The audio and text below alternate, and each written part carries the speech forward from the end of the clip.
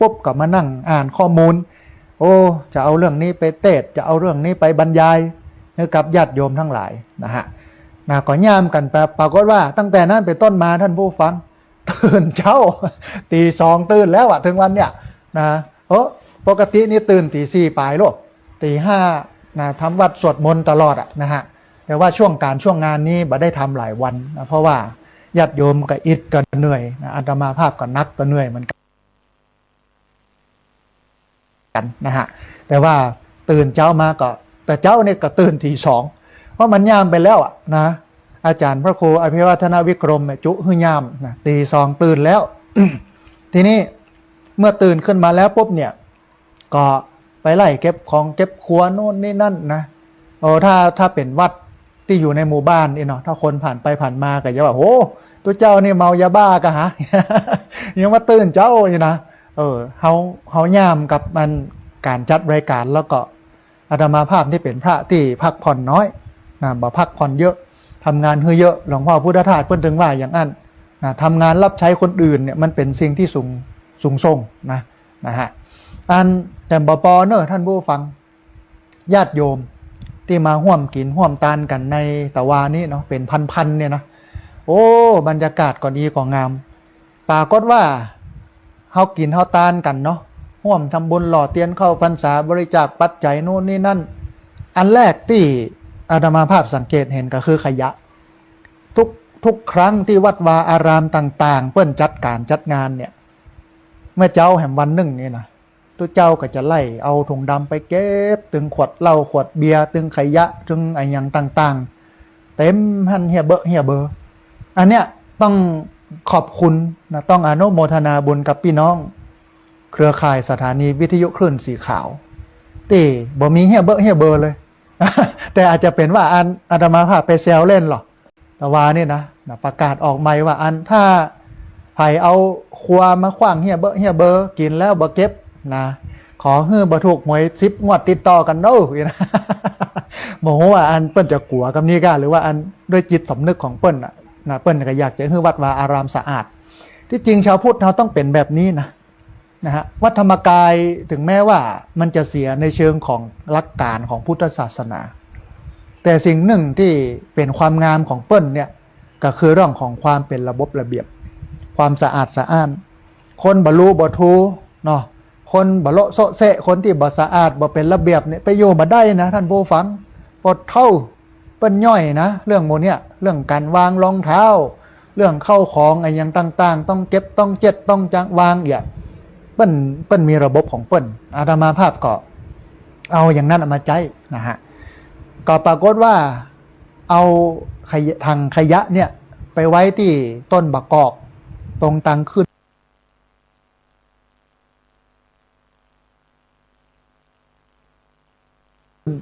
ด้านขวามือ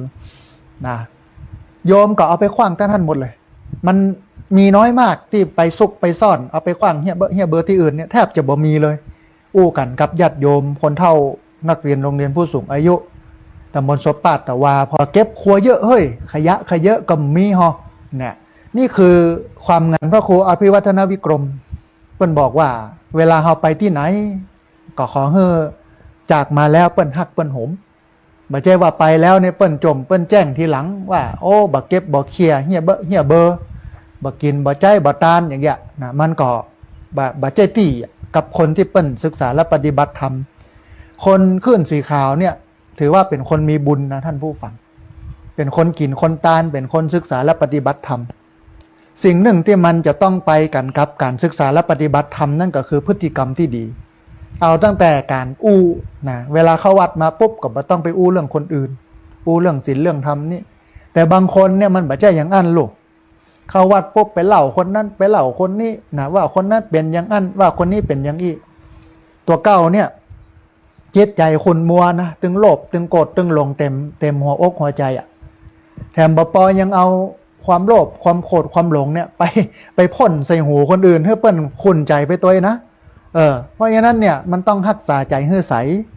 นะเนี่ยอันนี้เรื่องของกำอู้แต่ว่านี่ก็ต้องอนุโมทนามากนะเพราะว่าเริ่มพิธีปุ๊บเนี่ยทุกอย่างก็สงบลง โอ้ถ้าเป็นที่อื่นก็ละวุ่นละวายตีหัวกันกินเหล้าเมายาอย่า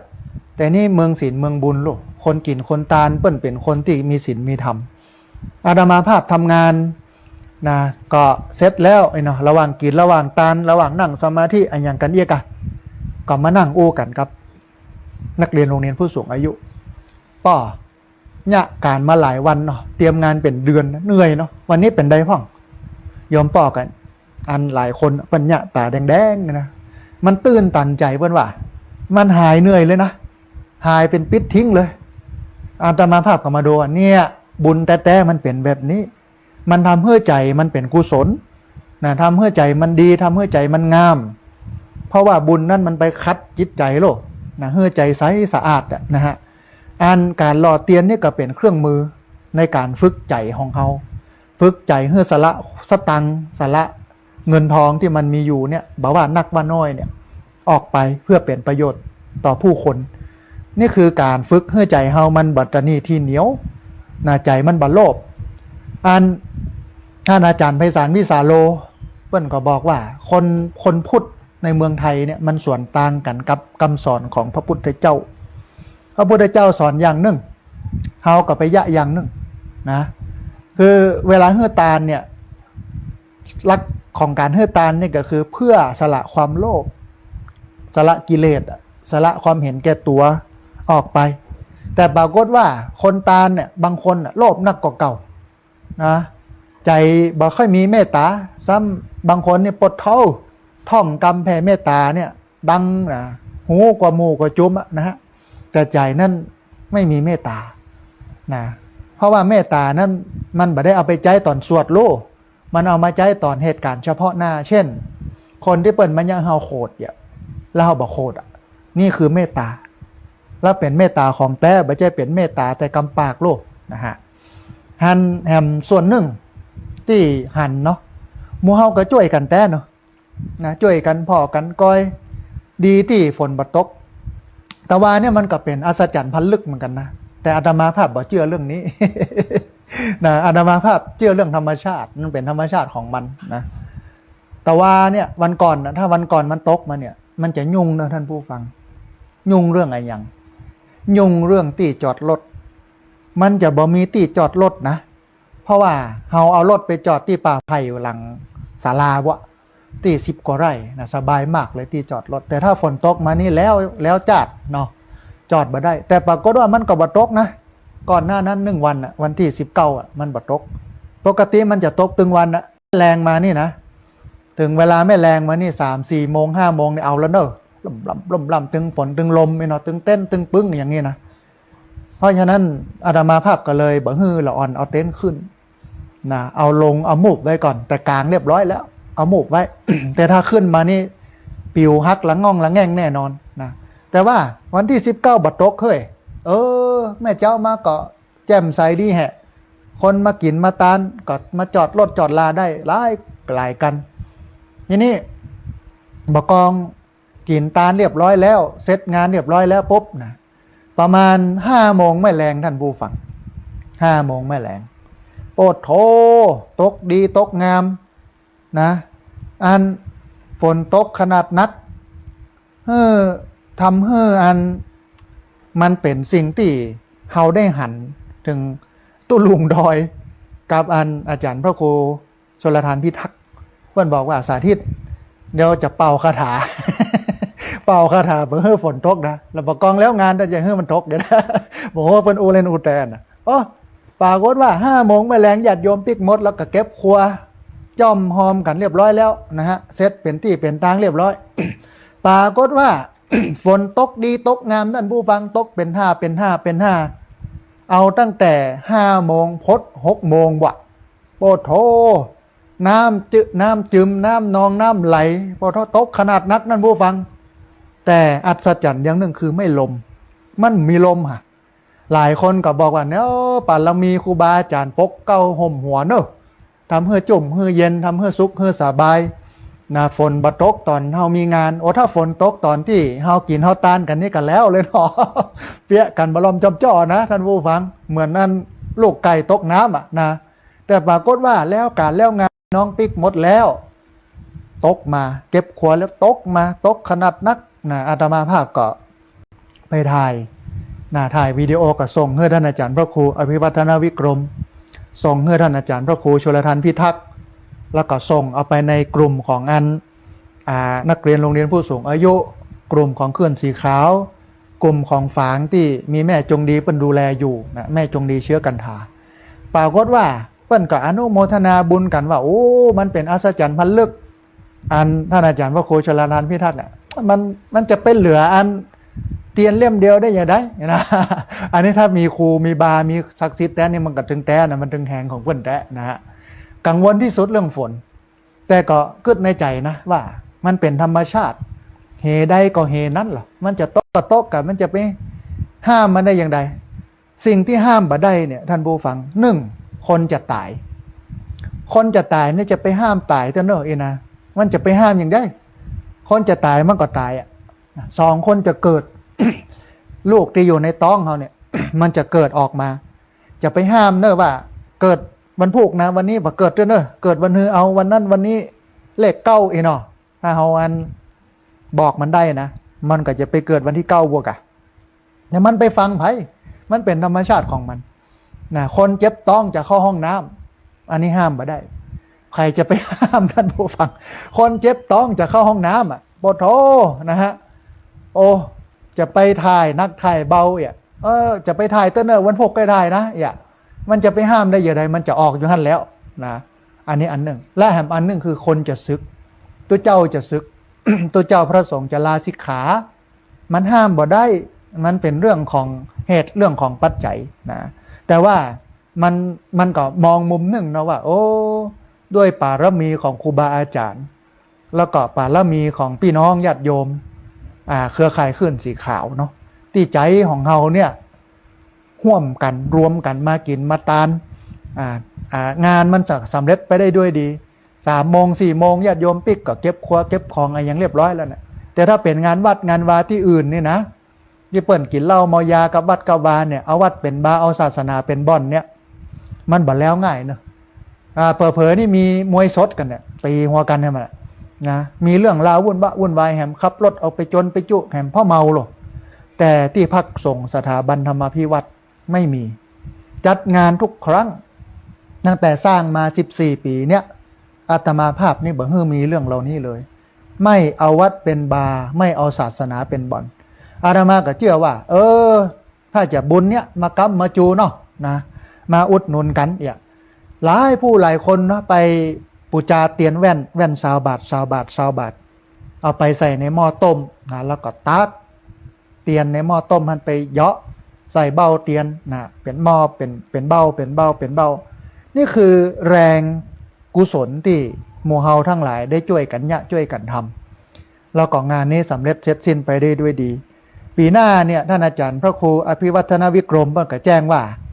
จะไปรอที่เวียงป่าเป้าเนาะเชียงรายนะแต่ยังไม่ได้กำหนดวัดเตื้อว่าจะไปที่ไหนทางใดนะที่นี่ก็ดูปัจจัยที่ญาติโยมทำบุญมารวมทั้งหมดเนาะตึงเป็นปัจจัยเป็นเงินสดแต่ว่านี้แล้วก็เป็นปัจจัยที่โอนเข้าบัญชีมารวบรวมเรียบเรียงได้อยู่ประมาณ300,000 ปลายนะฮะทีนี้เมื่อ300,000 ปลายเนี่ยใจอยู่100,000 ปลายนะฮะมันก็จะเหลืออยู่100,000 ปลายนะ100,000 ปลายนั้นส่วนหนึ่งก็จะเอาไปถวายเอาไปมอบให้กับสถานีวิทยุประมาณ6 สถานีก็บันักนะฮะสถานีละน้อยก็จะเหลืออยู่ส่วนหนึ่งอาตมาภาพก็ยืนปัจจัยจากมูลนิธิธีระปัญโยมาช่วยนะส่วนหนึ่งก็ประมาณเกือบแสนนะฮะก็เอาปัจจัยเนี่ยไปคืนมูลนิธิที่เหลือนะปัจจัยที่เหลือก็จะเอาถวายครูบาอาจารย์นะที่จะเอาไปอีสานแล้วก็อาตมาภาพก็จะเอาคนเฒ่านะซึ่งเป็นนักเรียนโรงเรียนผู้สูงอายุบางส่วนที่เปิ้นไปได้เนี่ยไปพอไปกอยนะไปทำบุญกับญาติโยมตัวนะปกติเนี่ยอาตมาภาพเนี่ยต้องขอสุมาอภัยกับญาติโยมกู้คนเนาะคือบ่ค่อยมีเวลาท่านผู้ฟังญาการนักนะอยู่วัดอยู่วาเนี่ยอย่างปกติที่วัดเนี่ยก็จะมีโรงเรียนผู้สูงอายุนะฮะเดือนละ2 เตื้อแล้วก็มีนักเรียนนักศึกษาหน่วยงานองค์กรต่างๆเพื่อกับมาใช้สถานที่อบรม ถึงแม้ว่ามันบ่พร้อมเนาะนะมันบ่ดีบ่งามบ่มีห้องโน่นนี่นั่นบ่มีอาคารกันฝนโน่นนี่นั่นแต่ด้วยความที่มันมีต้นไม้เนาะต้นมะขามนะต้นลูกว่านะต้นมะเกียงเนี่ยนะต้นมะม่วงเนี่ยมันก็ทำให้ห่มเย็นเป็นสุขได้ส่วนหนึ่งปรากฏว่าเขามูนั่นชอบใจอย่างนี้นะโดยเฉพาะป่าไผ่ทั้งหลังเนี่ยนะญาติโยมท่านใดที่ร่วมบุญกันมาเนาะมาปลูกโดยมาร่วมบุญกันอันเป็นเจ้าภาพต้นไผ่เนี่ยต้นละ40-50เนี่ยนะบัดเดี๋ยวนี้ญาติโยมคงเห็นแล้วแหละแต่ว่าใหญ่ท่วมหัวแล้วอ่ะบัดตันถึงปีกำเตื้อนี่ถ้า3 ปีตั้งหน้านี่นะโอ้โถมันจะห่มจะเงามันก็จะซุกมันก็จะเย็นเนอะคำนี้นี่เอารถไปจอดได้เลยเอาออกโครงการได้เลยนะหรือว่าเนี่ยไอ้อย่างที่มันเป็นประโยชน์นะกับการที่ใจห่มเงาของมันนี่ได้เดี๋ยวจะไปดูตั้งหลังหลายคนที่มาแต่ว่านี่ก็ถามหาว่าอันอีแม่เคยมาปลูกเก้าลำไยนะมาปลูกลิ้นจี่มาปลูกเงาะมาปลูกอันนั้นอันนี้เนาะบอกว่าเป็นได้ไปมาพ่องนะอันนี้ต้องขอสุมาอภัยกับญาติโยมแต่คือดินตั้งท่านเนี่ยมันแปลก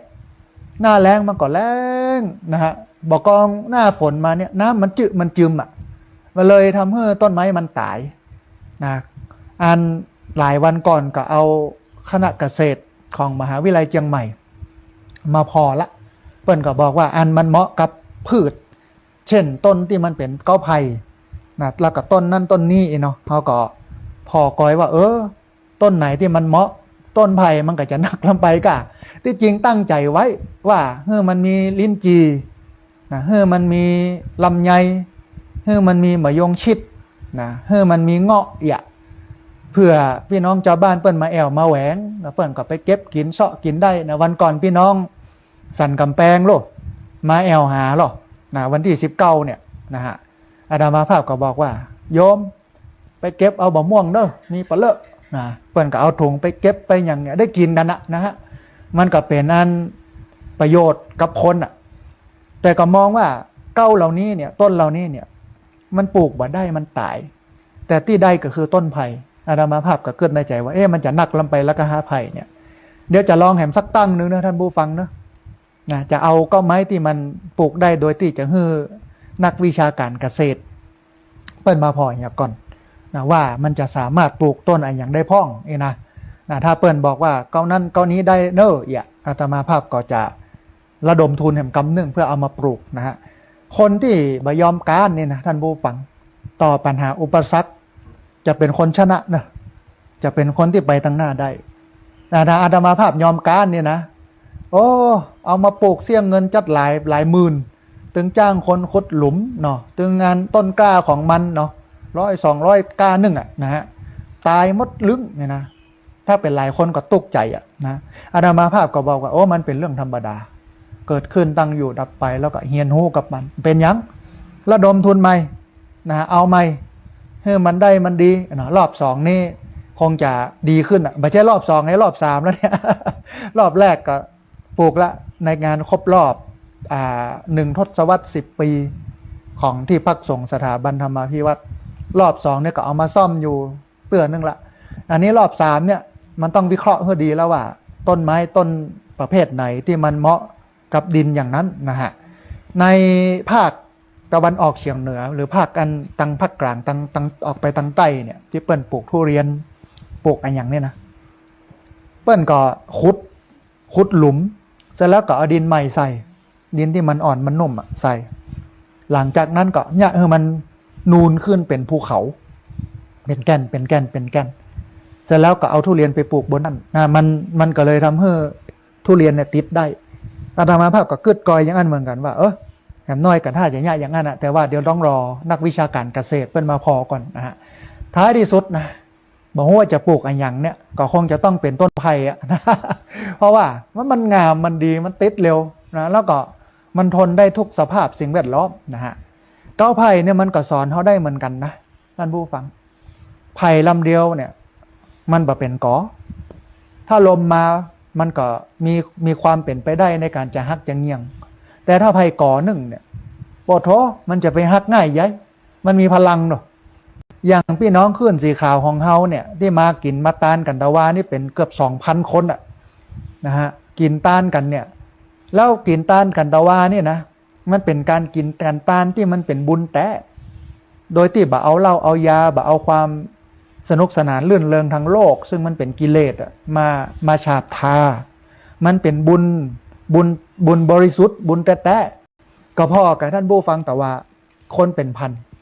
บรรยากาศเงียบสงบตอนกินตอนตานไหว้พระหับศีลจุดเทียนธูปบูชาพระรัตนตรัยนั่งสมาธิเกณฑ์กินตานฟังเทศน์ฟังธรรมมันม่วนเนี่ยนะฮะกินอย่างเงี้ยตานอย่างเงี้ยมันเป็นกุศลที่จริงอาตมาภาพก็อยากให้คนแถวเนี้ยนะมาหันเปิ้นกินเปิ้นตานแบบนี้กินใหญ่ตานหลวงกินแบบบุญกุศลนะฮะคือคนแถวเนี้ยเวลาเปิ้นกินเปิ้นตานเนี่ย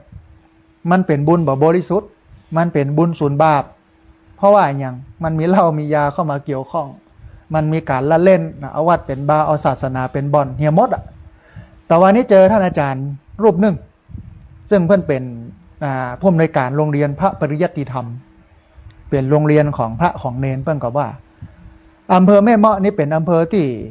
หินมากสำหรับพระเนนเพราะว่ามันบ่มีพระมีเนนไปบวชเฮียนผมมาเสาะมาหามาพ่อมากอยแทบจะบ่ได้เลยนะแม่เมาะเนี่ยนะอาตมาภาพก็บอกว่ามันดึงแต่ครับเพราะว่าวัดต่างๆในอำเภอแม่เมาะเนี่ยโดยเฉพาะตำบลศพปาดเนี่ยพระรูปเดียวต่ออันนะบางวัดก็เป็นวัดร้างบางวัดมีเนนดูแลอยู่รูปเดียวซ้ำเป็นวัดใหญ่วัดหลวงแล้วก็พระส่วนใหญ่ที่มาอยู่เนี่ยไม่ใช่เป็นพระในพื้นที่นะทีเนี้ยคนที่เปิ้นมากินมาตานเปิ้นก็อู้กันเนาะแต่ว่าเนี่ยคนในพื้นที่นะโอ้เปิ้นเรียบร้อยน้อเปิ้นสงบน้อเปิ้นดีน้อ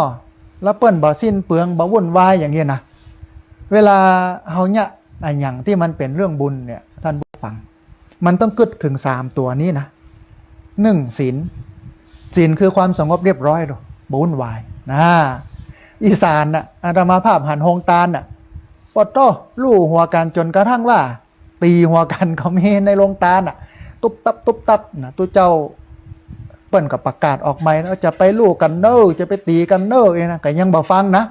จนคนไปดึงไปม้างออกถึงจะเลิกนะฮะเนี่ยนี่คือสิ่งหนึ่งที่มันเป็นภาพมันบ่งามก็งานกินงานตาลโลกงานบุญงานกุศลเนี่ยมันก็ต้องเรียบร้อยดีงามเนาะต้องชื่นชม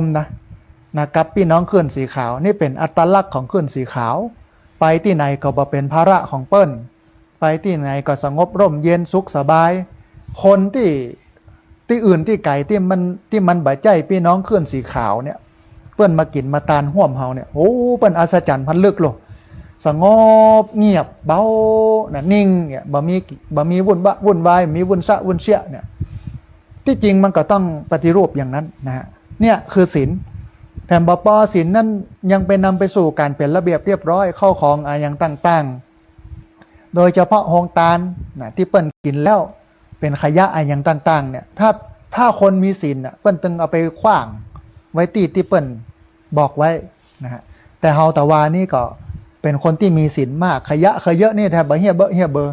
นี่ถ้าเป็นวัดอื่นเนี่ยตอนนี้อาตมาภาพก็ต้องสปายถุงดำนะ ไล่เก็บเนาะเก็บเหล้าเก็บขวดเหล้าเก็บอันหม้อเก็บถ้วยเก็บจ้อนเก็บนั่นเก็บนี่นะโอ้เป็นตุกตัวเจ้าแล้วโยมก็กินกันล้ำกันม่วนนี่ลืมนะลืมตอนเก็บนะเอาไปขว้างเหี้ยแล้วบาปมันตกกระโยมนะตัวเจ้าอย่าบาปอย่าได้ตัวเจ้าก็ได้บุญที่เกิดจากการเก็บนะมันจะเหนื่อยนะแต่ว่าโยมมันล่ะที่เอาขว้างเหี้ยเนี่ยบาปนะแต่ว่าบ่มีให้ตะวาเนี่ยเรียบร้อยดีงามนะฮะอันเนี้ยก็คือเรื่องของศีล2สมาธิในงานสงบนะฮะคนก็ฟังตั้งใจฟังครูบาอาจารย์ที่เปิ้นบรรยายนะมีพระเถระ3รูป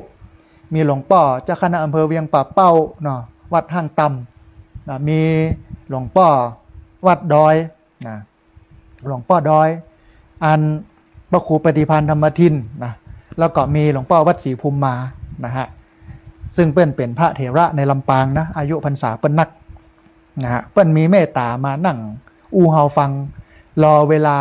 นะแขกที่เฮาเชิญมาไม่ว่าจะเป็นท่านสสไม่ว่าจะเป็นท่านอำเภอแล้วก็ท่านรองนายกอบตเนาะแล้วก็ญาติโยมทั้งหลายที่เปิ้นมากันนะฮะ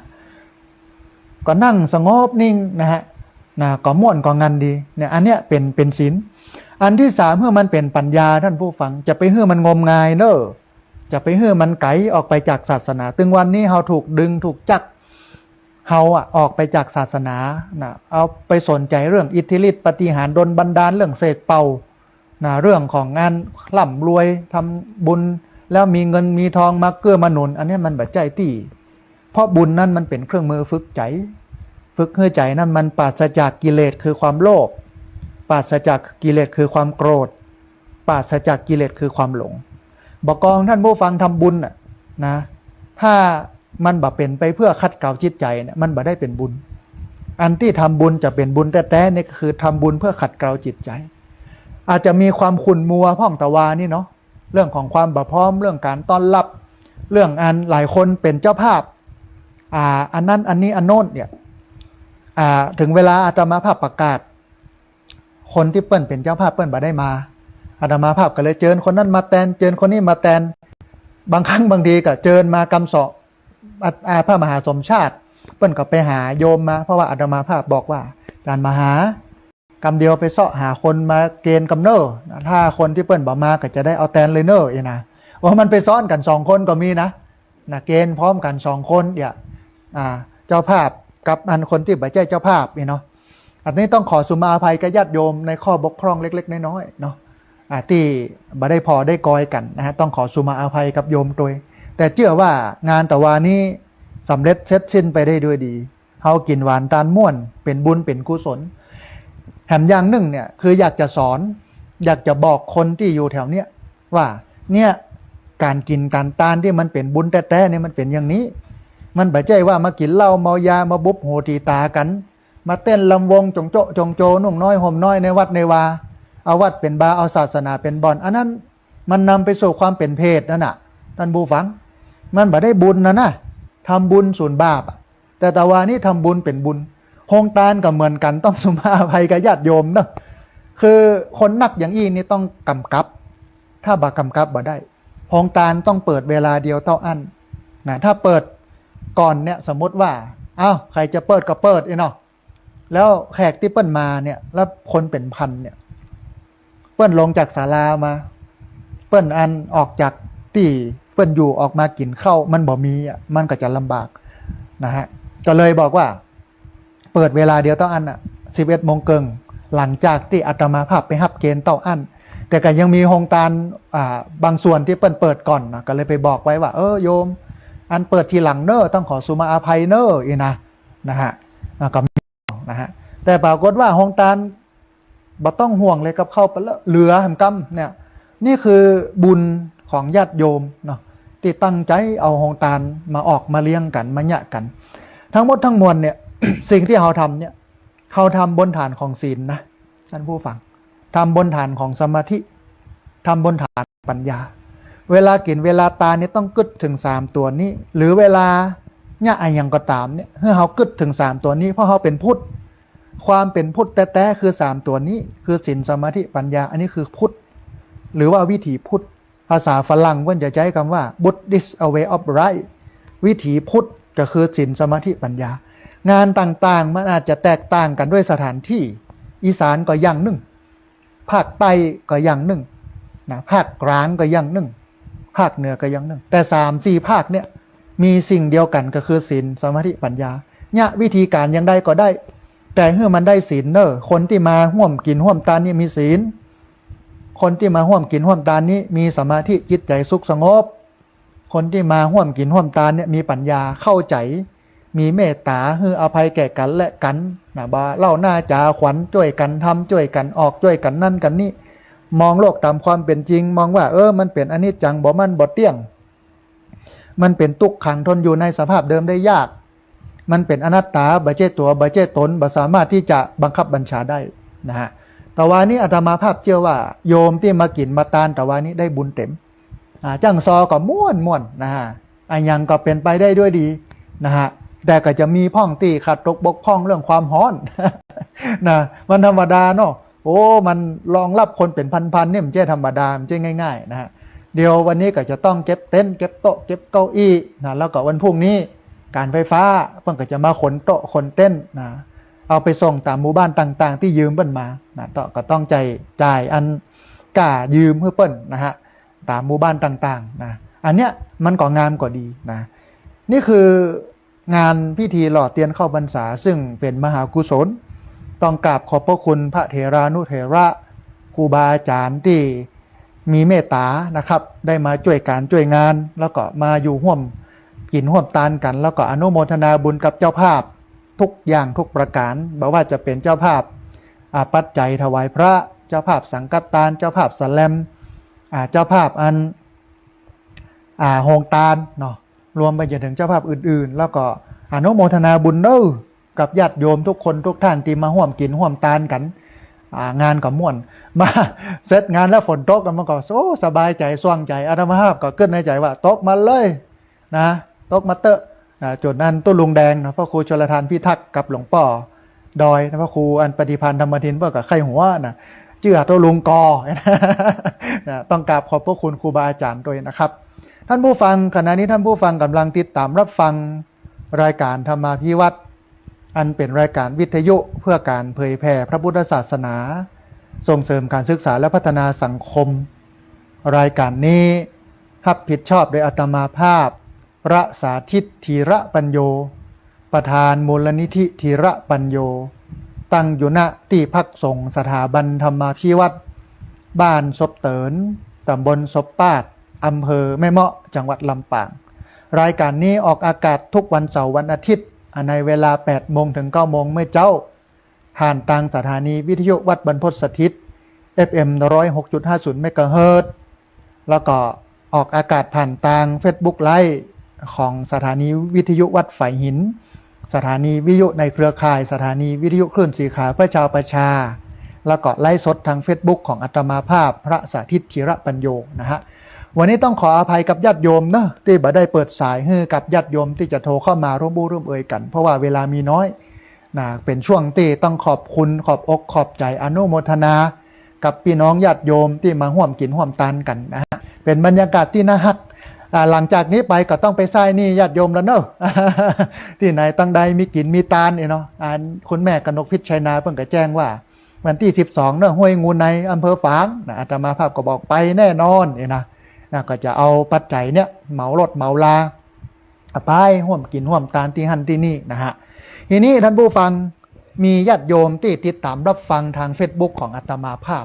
หลายผู้หลายคนเนาะนะฮะมีโยมแม่กนกพิชชัยนามีคุณแม่สุแก้วคำอ้วนนะมีคุณโยมชุติการหลอดพยัญมีแม่สมจันทร์แก้วมาลามีแม่สมศรีใจบุญมีคุณโยม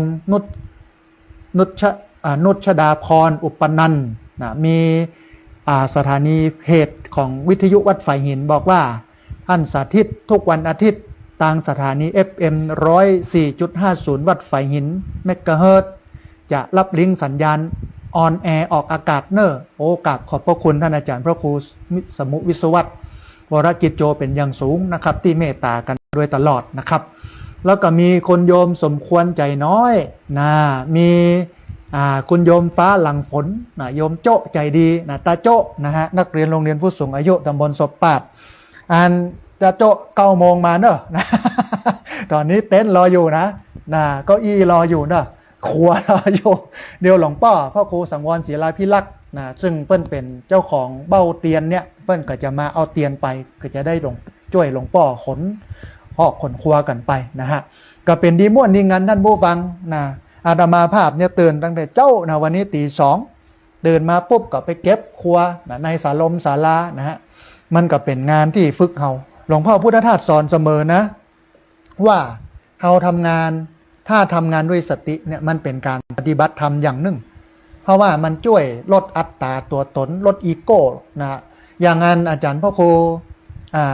ปริยัตินะที่เวียงป่าเป้านะฮะ โอ้ใครจะไปหู้ไปว่าเปิ้นเป็นแผ่เจ้าคณะตำบลบ่เป็นพระเถระผู้ใหญ่เปิ้นยกพุทธหามเพะอย่า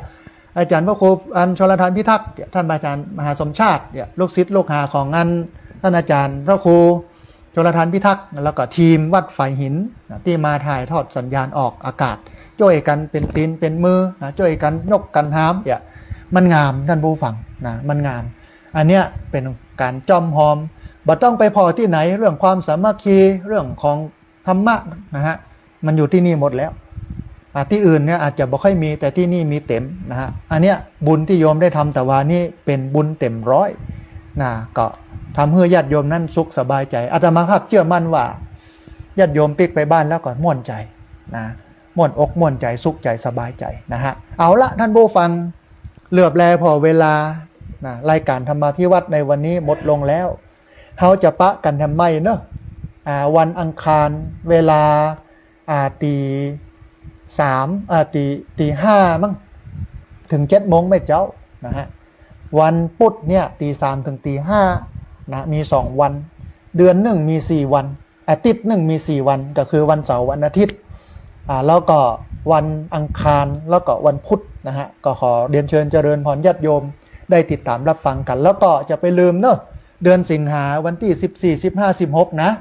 ท่านอาจารย์พระครูอภิวัฒนวิกรมนะจะพาพี่น้องไปห่วมกินห่วมตาลนะไปให้กำลังใจทหารที่อยู่สุรินทร์บุรีรัมย์ศรีสะเกษไปทำบุญถวายทานวัดวาอารามต่างๆที่อยู่ตามแนวชายแดนไปให้กำลังใจพระคุณเจ้ากันนะญาติโยมก็ไปห่วมกันเนอะท่านใดสะดวกนะฮะเอาละวันนี้อาตมาภาพต้องเอารายการธรรมาภิวัตน์จากลาท่านผู้ฟังทั้งหลายไปก่อนกราบขอบพระคุณครูบาอาจารย์พระเถรานุเถระครูบาสังฆะที่เคารพอย่างสูงทุกรูปอนุโมทนาบุญกับญาติโยมทุกคนทุกท่านที่ติดตามรับฟังสัพพะพุทธานุภาเวนะโดยเดชเดชะอานุภาพของพระพุทธเจ้าสัพพะธรรมานุภาเวนะโดยเดชเดชะอานุภาพของพระธรรมเจ้าสัพพะสังฆานุภาเวนะโดยเดชเดชะอานุภาพของพระสังฆเจ้าศรัทธาสุทธีพระวันตุเตขอความสุขความเจริญในธรรมจงบังเกิดมีแด่บรรดาศรัทธาสาธุชนทุกคนทุกท่านตลอดการเป็นนิจเทินจะเริญ